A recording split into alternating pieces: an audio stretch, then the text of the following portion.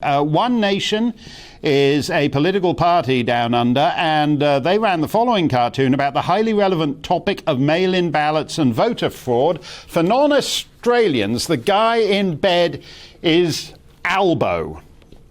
You just need to stay here. Oh, and I brought you these.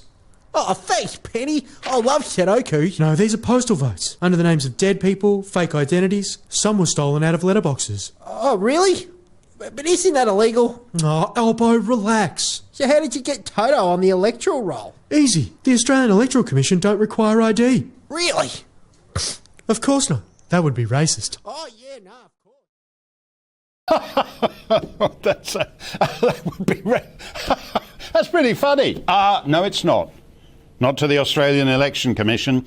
Just as in Chairman Xi's China or Kim Jong-un's North Korea, you are not allowed to mock the Australian Election Commission. So Facebook, Instagram, TikTok swung into action and had that cartoon removed. Alexandra Marshall joins us from the Specky down under. Alexandra, it's weird, it's totalitarian touchiness, isn't it? Look, those ads have been an absolute joy throughout the election. We've had many of them, and they have pulled apart the absurdity of so many parts of Australian politics. And this time, what they did was criticise the Australian Electoral Commission, which has come under fire in recent years because they do have an issue with securing the voting process. That's why they were passing legislation earlier this year in January and February to start to reform the voting. And so what happened basically is One Nation put up this cartoon, which there's a hilarious part there where the bat jumps out of the soup and upset all the ABC people, but we'll get to that later.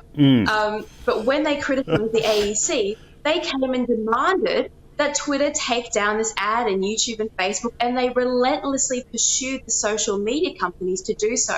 So I went on a bit of a trolling exercise for the rest of the afternoon, and I got them to admit in print that the ad did not break the Electoral Act at all. They just decided that it was their job to enforce what they consider to be misinformation, even though their own website and their own review admits that there are people who vote more than once. And if you've ever been to an Australian election, you will know and you will hear all the young people handing out how to vote cards saying, vote early, vote often, because they don't check your ID at the polls.